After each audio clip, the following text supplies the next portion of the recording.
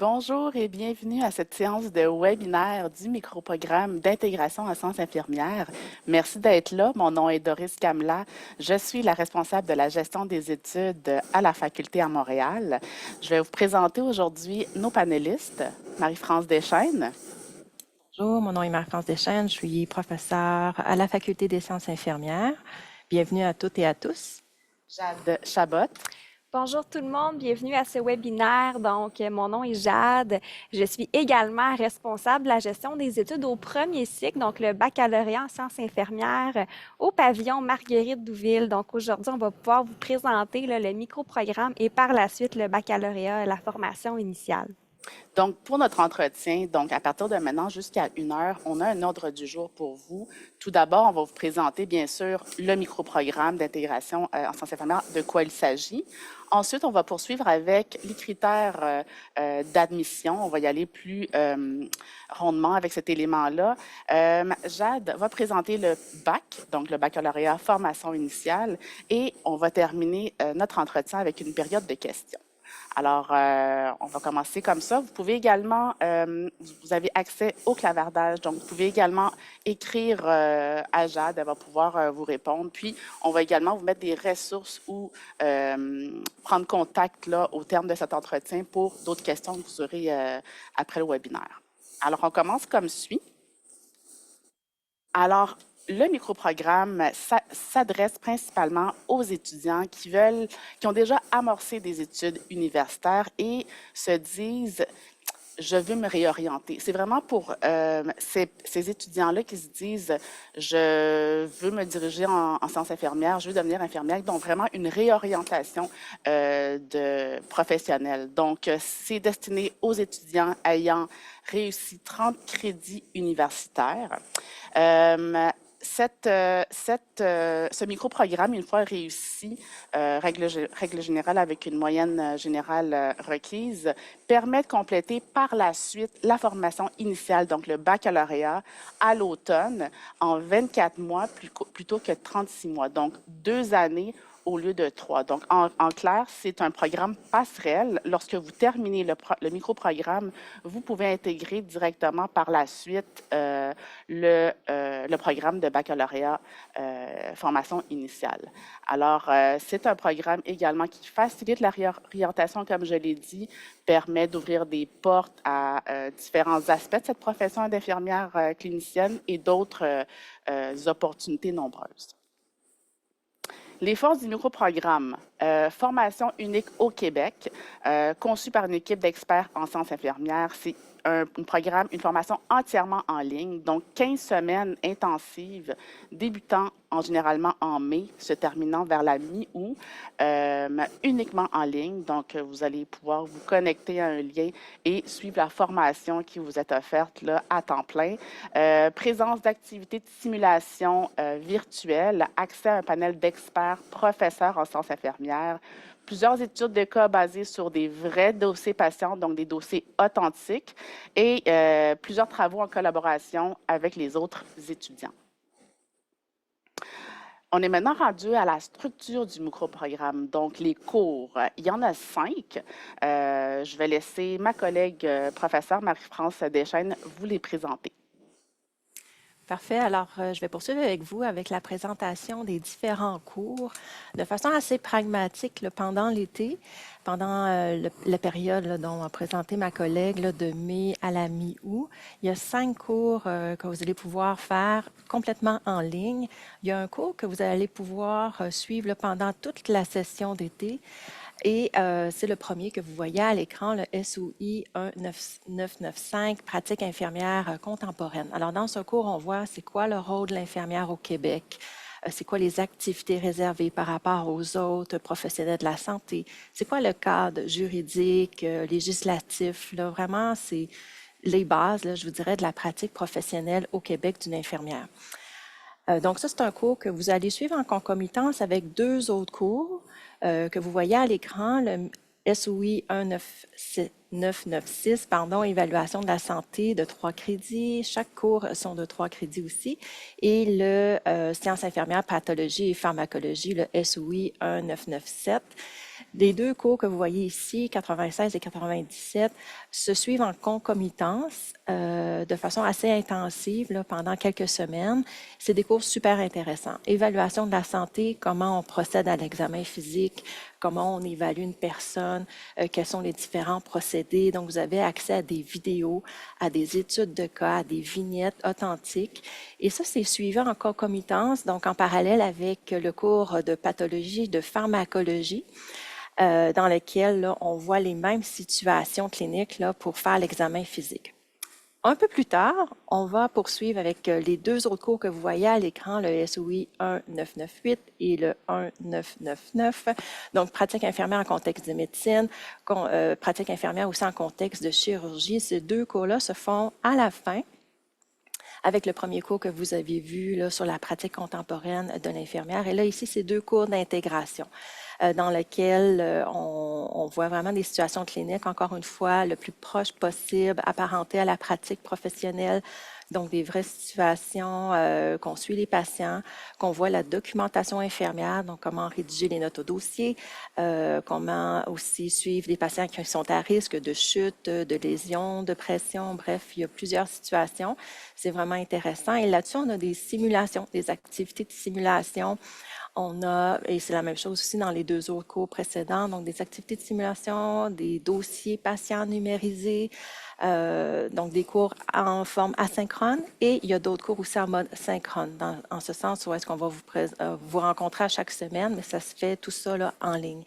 Donc vraiment des situations intéressantes qui se rapprochent vraiment de la pratique clinique. Donc, les 5 cours c'est sûr, c'est une période assez intensive là, pendant l'été, mais ça vous permet d'avoir ces 15 crédits du micro-programme et de poursuivre là, par la suite là, au baccalauréat. Super, merci Marie-France. Donc, pourquoi choisir la Faculté des sciences infirmières à l'Université de Montréal? Quelques points d'argument qui seront peut-être vous persuader. La plus importante faculté des sciences infirmières francophones au monde, meilleure université canadienne francophone en sciences infirmières selon le classement McLean 2022. Nous avons un centre d'expertise en simulation de la santé, qui s'appelle le centre EXCESS, qui est le premier centre de simulation en formation infirmière à avoir obtenu un agrément du Collège royal des médecins et chirurgiens du Canada. Plusieurs méthodes pédagogiques actives, stimulantes, diversifiées, comme Marie-France vous en a parlé. Plus de 40 professeurs, des chercheurs détenant des expertises de pointe dans de nombreux domaines. Faculté québécoise diplômant le plus d'infirmières, il faut le savoir, au baccalauréat, maîtrise et au doctorat. Nous détenons une approche pédagogique avant-gardiste et dynamique. Donc, ça permet la responsabilité aux étudiants.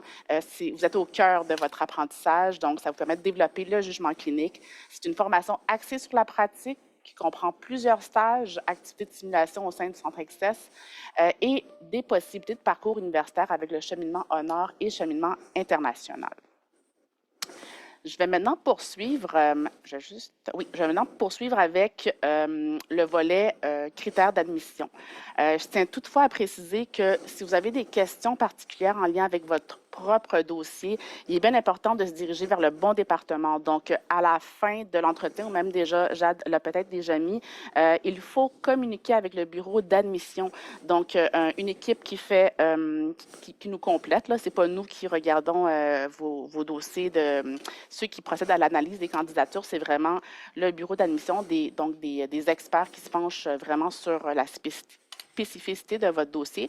Mais ce qu'il faut retenir principalement, c'est d'avoir réussi 30 crédits universitaires à grandeur de la province, mais ça peut être également d'ailleurs, mais aussi de satisfaire aux critères d'admission de base pour accéder au programme de baccalauréat formation initiale. Donc, on parle notamment des cours préalables.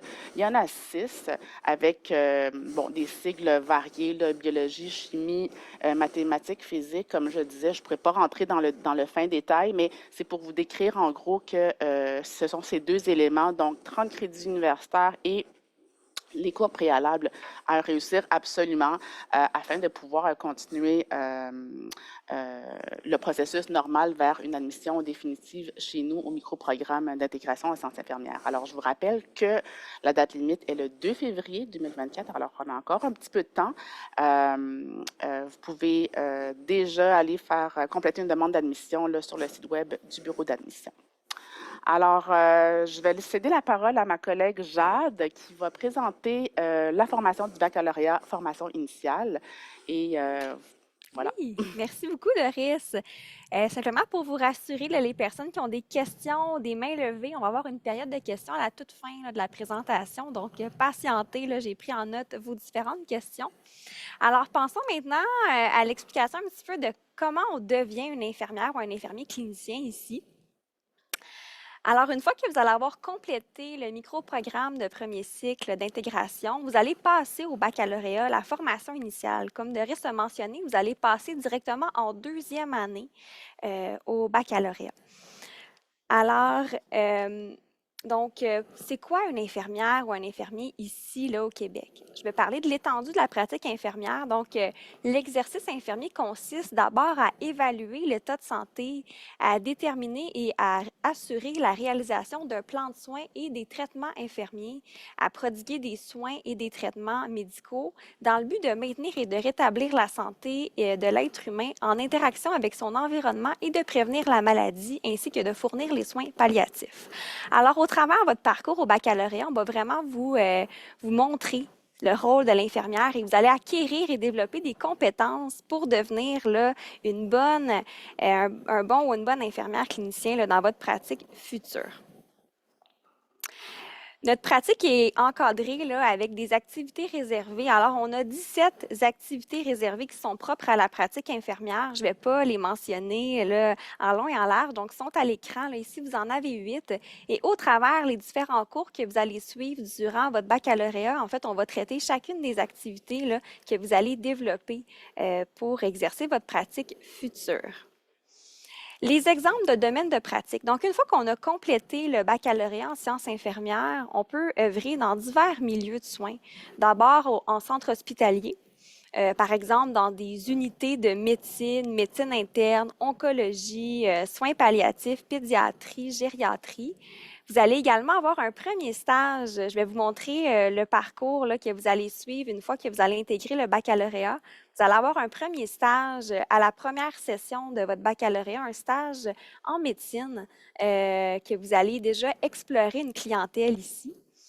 Par la suite, il y a également la chirurgie, donc la salle d'opération, la salle de réveil, les unités de pré- et post-opératoire, où est-ce que vous pouvez œuvrer le plus tard en tant qu'infirmière. Également la périnatalité, donc la salle d'accouchement, unité postpartum, la néonatologie. La santé mentale, les soins critiques, donc soins intensifs, l'urgence, les soins intermédiaires et les cliniques externes, donc tout ce qui est première ligne aussi, CLSC, GMF, clinique ambulatoire. Qu'est-ce que ça fait une infirmière une fois que ça a complété son baccalauréat? Donc, c'est très vaste notre pratique. On peut œuvrer dans divers milieux. Comme j'ai mentionné, on peut offrir des soins directs, donc travailler comme infirmière là, dans une unité de soins.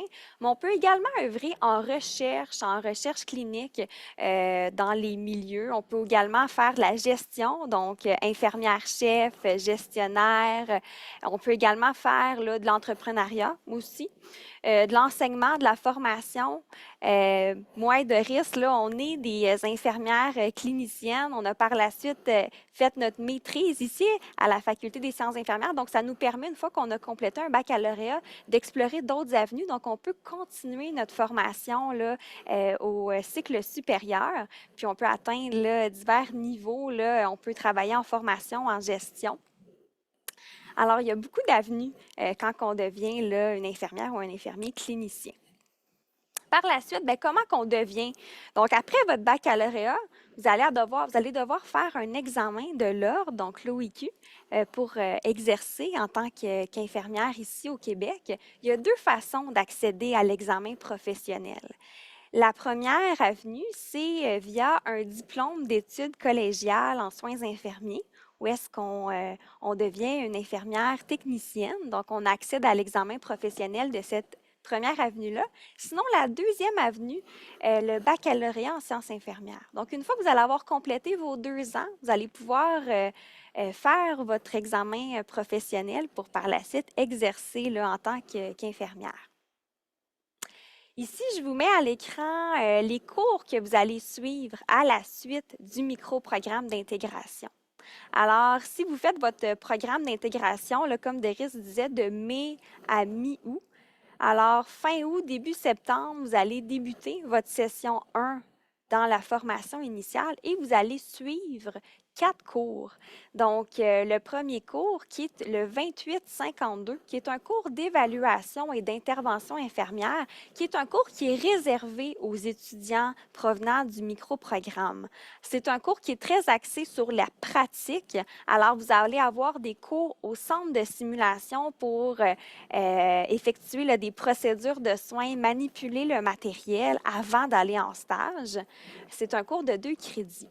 Vous allez également avoir un cours, le 2905, qui est un cours de périnatalité, qui est un cours théorique. Vous avez aussi des activités au centre de simulation pour ce cours-là. Vous allez avoir un cours, le 2605, qui est un cours de santé mentale. Donc, vous allez vraiment avoir des clientèles plus spécifiques ici. Donc, la périnatalité, puis un autre cours qui est sur la santé mentale. Et vous avez un premier stage, donc tout ce qui est en mauve à l'écran, là, ce sont des stages cliniques. Le 2753, qui est l'initiation à la pratique infirmière, qui est un premier stage que vous allez faire dans les milieux de soins. Alors ça, c'est votre session 1. Ça, c'est la session pour des étudiants qui sont à temps plein inscrits à la formation initiale. Par la suite, la session 2 est davantage axée sur des soins de première ligne, santé communautaire. Vous avez également un stage dans le 2775, qui est un stage en première ligne au travers les cours que vous allez faire. La session 3, c'est des cours plutôt théoriques avec aussi de la pratique au centre de simulation. Et la session 4, vous avez les cours de soins critiques, donc un stage en soins critiques et vous avez aussi un stage final. Donc, au travers le baccalauréat, vous avez 4 stages cliniques dans les 2 ans pour vraiment vous approprier davantage le rôle d'une infirmière. Ensuite, les caractéristiques de nos diplômés ici à la Faculté des sciences infirmières, au travers les cours et les diverses méthodes d'apprentissage qu'on vous offre, vous allez développer un jugement clinique de haute qualité et un haut niveau de compétence dans la prestation des soins. Vous allez développer une grande autonomie dans votre pratique. On va vous montrer comment faire preuve de débrouillardise, une grande capacité de résoudre des problèmes. On va également vous aider à acquérir des compétences dans la relation de soins, de l'empathie, avoir conscience aussi et expérimenter l'interdisciplinarité avec d'autres professionnels de la santé. On va également vous aider à développer une capacité de réfléchir sur votre pratique dans une optique d'amélioration continue. On va également vous montrer comment faire preuve de pouvoir d'agir en prenant appui sur votre autonomie professionnelle et on va vous aider à développer votre leadership constructif. Les informations aussi, donc le pavillon Marguerite-Douville, qui est le pavillon principal de la Faculté des sciences infirmières directement à Montréal, qui se situe sur le chemin Côte-Sainte-Catherine. C'est là qu'il va avoir lieu vos cours quand vous allez intégrer la formation initiale à l'automne. Une fois que vous allez avoir complété votre micro-programme en ligne, vous allez avoir des cours en présentiel au pavillon Marguerite-Douville.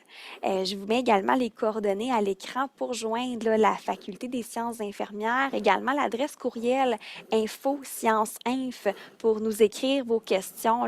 Si jamais vous avez des questions, une fois que vous avez présenté votre demande d'admission.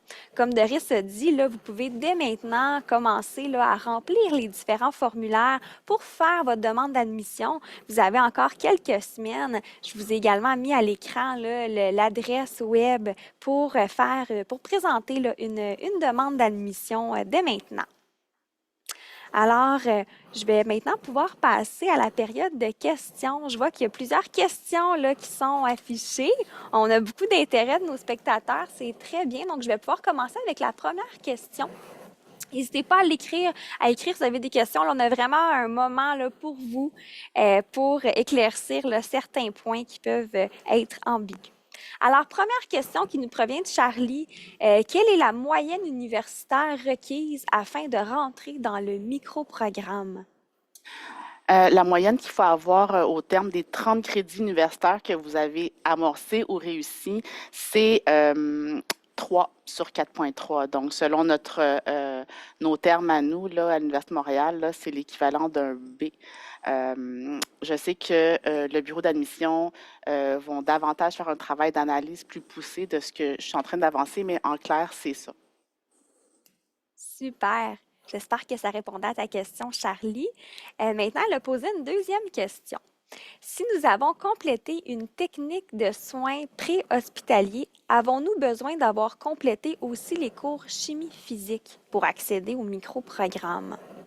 Ça, c'est des très bonnes questions. Merci, Charlie, pour ta question. Je pense qu'il y en a plusieurs qui vont également être interpellés. Bonne chance que vous ayez les requis nécessaires en termes d'exigence d'admission. Par contre, encore une fois, comme je le mentionnais, je vous rappelle de vraiment consulter ou prendre contact avec le lien que Jade a déposé sur le clavardage. Il y a des techniques probablement, possiblement, qui font partie des requis, des exigences que vous allez pouvoir avoir, mais des fois, en termes de cours, là, on ne pourra pas s'avancer aujourd'hui, mais référez-vous au lien tel que mentionné. Chaque dossier là, est analysé individuellement, donc c'est assez difficile pour nous de vous répondre aujourd'hui parce qu'il faut vraiment voir avec les cours que vous avez faits selon votre dossier, là, qu'est-ce qui était le prérequis, mais ça peut être très bien là, que vous ayez complété déjà cette formation-là, mais il faut aller voir si vous avez les prérequis là, pour rentrer au micro-programme. Prochaine question de Laetitia. Bonjour. Est-ce qu'un étudiant ayant des crédits universitaires et les préalables hors Canada peut être un candidat pour le micro-programme? Je sais que, Laetitia, vous pouvez l'être candidat. Donc, je vous invite à poser votre candidature, encore une fois, pour que le bureau d'admission puisse l'analyser. Mais en général, tout ce qui est crédit universitaire, c'est pas juste au Québec qu'on les reçoit, ça peut être au niveau international. Donc, oui, vous pourriez être une potentielle candidate, Laetitia. Je vous invite à poser votre candidature. Super, merci beaucoup, Doris.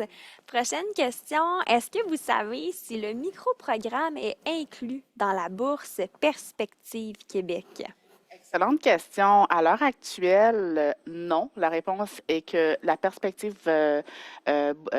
bourse Perspective Québec n'inclut pas malheureusement notre micro-programme d'intégration en sciences infirmières, les 15 crédits. Par contre, une fois que vous allez faire la transition officielle vers le programme du baccalauréat formation initiale à l'automne ou plus tard, et que vous aurez complété un temps plein, donc réussi un temps plein de 12 crédits et plus, oui, la bourse perspective pourra être une application que vous allez faire. C'est une très bonne question, puis ça, c'est vraiment très intéressant là, pour la bourse perspective. Prochaine question, c'est comment les examens et les évaluations? Là, on va parler d'abord pour le micro-programme, puis on pourra parler pour le baccalauréat pour la suite. Oui, alors, c'est une bonne question aussi, puisque les 5 cours ont lieu là, pendant la période d'été de façon assez intensive et tout est en ligne. Donc, on a tout de même, je vous dirais, dans chacun des cours, des cibles différentes, des objectifs différents. Donc, des fois, les examens sont semblables, mais avec des couleurs un peu différentes selon le numéro de cours. Donc, il y a des quiz, il y a des tests là, qui ressemblent à l'examen de l'ordre des infirmières, avec des situations authentiques de la pratique, qui visent à solliciter votre jugement clinique. Donc, il y a des examens individuels de cette nature-là qui se font à distance. Il y a des travaux d'équipe qui se font sur des situations, des études de cas. Et là, je parle parce que j'ai enseigné aussi au cours de médecine, le SOI 1898, oui, 98 l'été dernier. Et il y avait des travaux d'équipe, je sais qu'il y en avait aussi dans les autres numéros de cours, donc, mais qui se rapprochent à la réalité, la pratique infirmière. Donc, c'est des travaux courts. Il y a certains travaux qui sont courts, d'autres qui sont un peu plus longs. Les travaux qui sont longs sont faits en travaux d'équipe, donc dans chacun des cours. Et il y a aussi une portion individuelle qui est un peu plus importante dans votre processus d'évaluation. Donc, dans chacun des cours, là, ça peut être des travaux écrits ou des examens en ligne. Et évidemment, là, le cours est complètement en ligne, là, donc il n'y a pas dans le micro-programme, pendant la session d'été, il n'y a pas d'examen pratique. C'est beaucoup plus, c'est plus tard, là, quand vous allez intégrer le baccalauréat, que vous allez avoir ce type d'examen.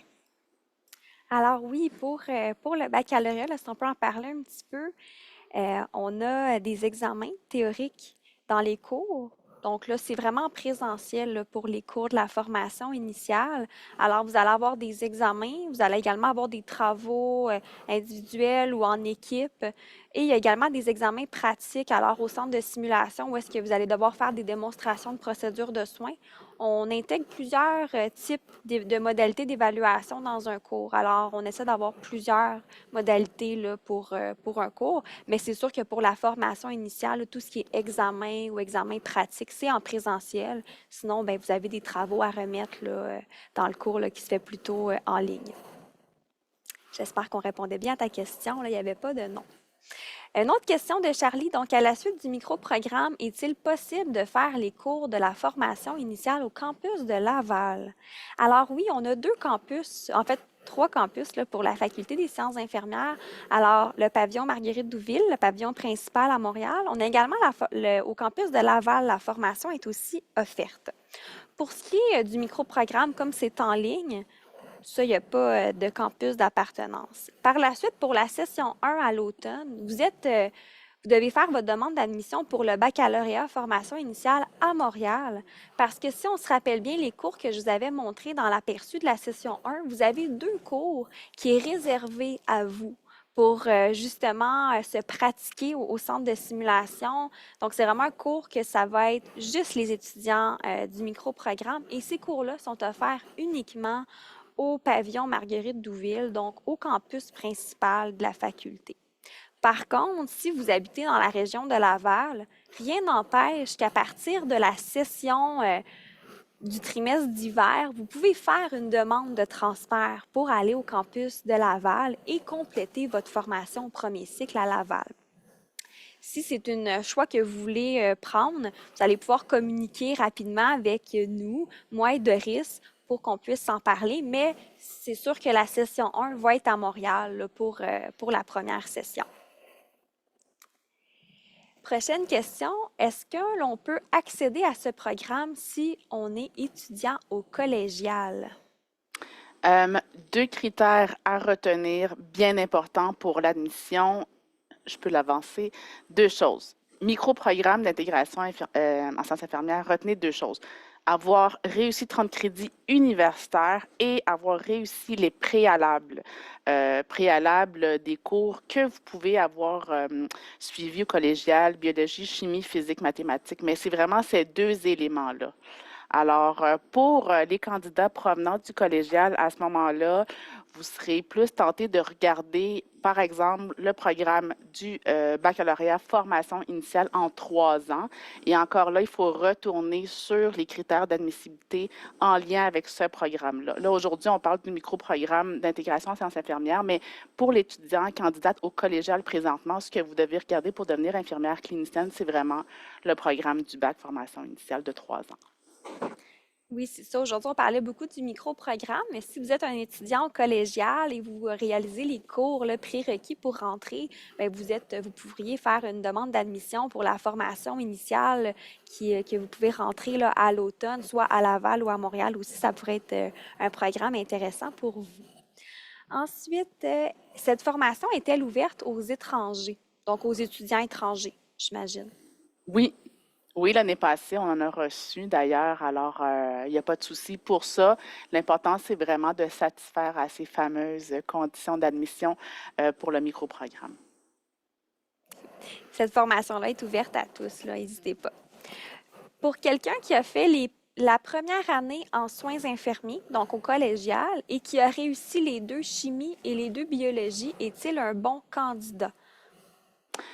J'ai tendance à dire que les crédits universitaires semblent manquantes. Encore une fois, vous devez axé vers le programme de baccalauréat formation initiale plus. Là. Il faut regarder les conditions d'admission, mais pour le microprogramme, c'est vraiment destiné aux étudiants qui ont amorcé ou réussi des crédits universitaires. Alors, encore une fois, peut-être que la formation qui serait privilégiée ici serait la formation initiale, donc de 3 ans, si jamais vous avez acquis, là, fait les cours préalables au collégial. Dernière question, donc n'hésitez pas si vous avez des questions à nous poser, là, on est tous présentes là, pour vous éclairer par rapport au micro-programme. Alors, si la date maximale d'admission pour présenter une demande d'admission est le 1er février, à quel moment avons-nous la confirmation que nous sommes admis au micro-programme? Excellente question. L'expérience nous indique que c'est vraiment variable. Ça peut arriver rapidement si le dossier est simple avec les conditions d'admission satisfaites, comme il peut être un peu plus compliqué en fonction des documents à nous transmettre, un suivi. Fait qu'il y a tout un travail derrière ça, derrière l'analyse de vos dossiers d'admission. Alors, j'ai, par exemple, le programme commence, le micro-programme, parle-t-on, commence en mai, date limite février. Fait que, tu sais, quelque part comme en mars, peut-être admission tardive plus avril, ce serait quelque chose d'envisageable. Mais après, c'est ça. Chaque équipe travaille avec son rythme, mais vous devrez avoir des résultats, bien sûr, avant le début là, du micro-programme. Merci beaucoup, Doris. Alors, on aurait complété là, les questions qui sont sur le clavardage. On a quelqu'un qui a la main levée. J'imagine qu'on a répondu à la question dans le clavardage. Si jamais il y a encore une question qui demeure, n'hésitez pas à nous en faire part. L'étudiante rajoute qu'elle a un diplôme universitaire en complément à sa première question. Donc, probablement que... donc, c'est ça, si vous avez complété, comme Doris le mentionnait, des crédits universitaires, donc 30 crédits universitaires, vous pourriez faire présenter une demande d'admission là, pour le micro-programme. Est-ce qu'il y a d'autres questions dans la salle que vous voudriez qu'on réponde sur... pendant la rencontre. Sinon, ben, on a aussi des questions peut-être qu'on se fait fréquemment poser, moi et Doris, pour les étudiants qui sont admis à la formation, des fois à la formation initiale.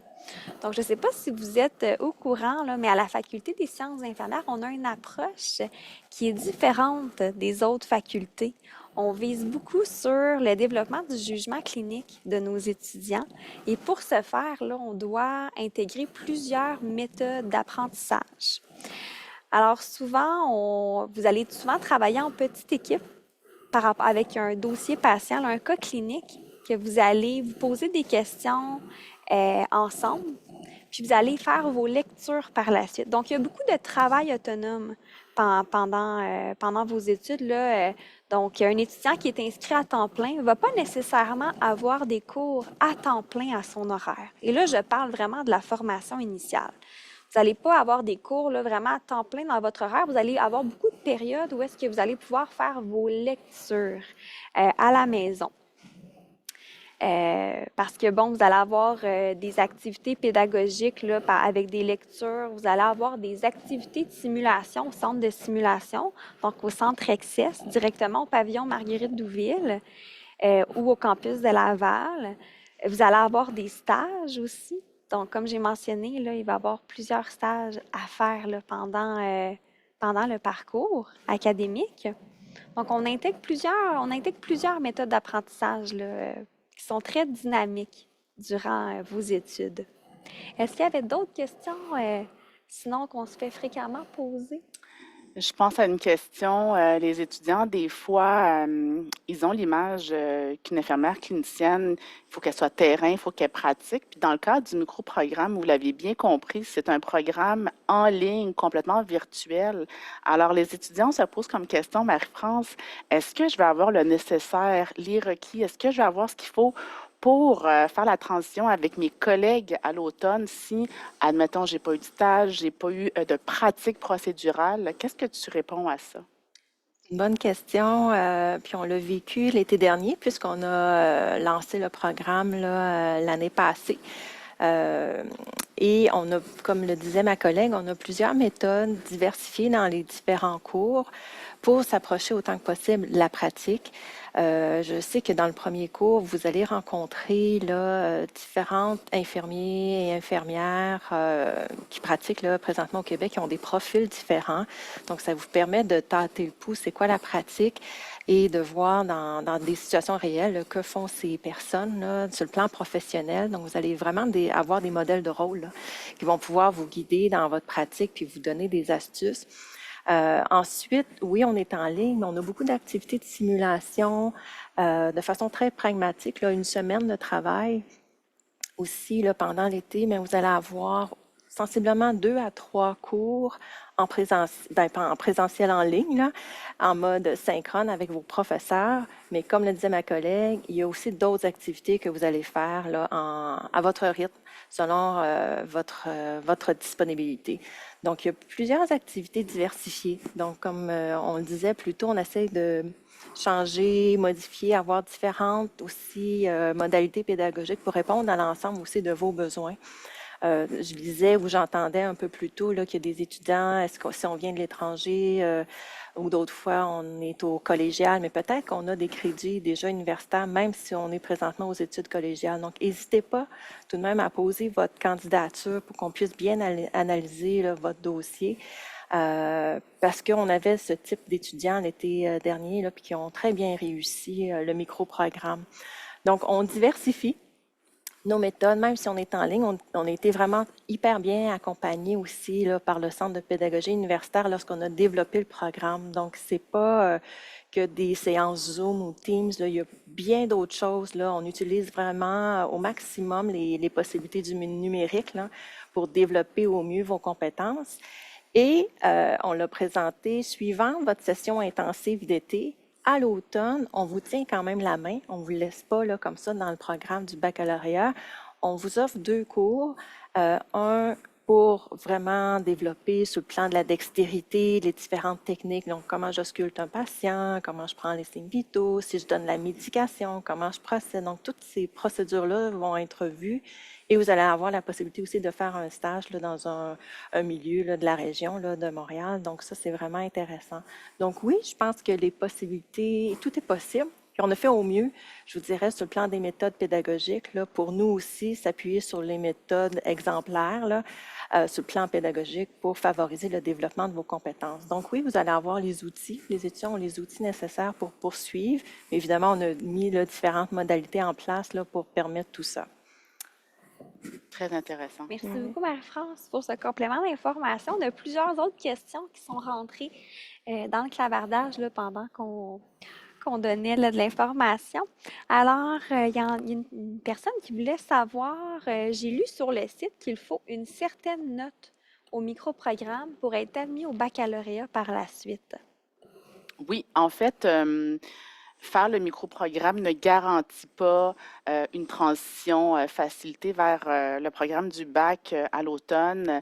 Oui, vous faites le microprogramme, mais on s'attend à ce que vous ayez quand même récolté une moyenne générale requise. Elle est de 2,7, pardon, ouais, sur 4,3, donc l'équivalent de B, si je ne m'abuse. Je peux regarder. Oui, c'est ça. Ouais, voilà, c'est ça. Alors, c'est ça, comme Doris mentionnait, là, vous allez compléter les cours du microprogramme et vous devez avoir une moyenne cumulative, donc une moyenne générale de 2,7 sur 4,3 pour faire une demande, là, passer au baccalauréat par la suite. Ensuite, il y a une personne qui a mentionné si j'ai plus de 30 crédits universitaires avec une moyenne de 2,8 sur 4,3 et je n'ai pas pu faire les cours préalables chimie-biologie, est-ce que je serais éligible au microprogramme? Question plus pointue, c'est un dossier qui mérite l'attention d'une analyste à la candidature du bureau d'admission, mais je comprends que les cours préalables doivent être complétés.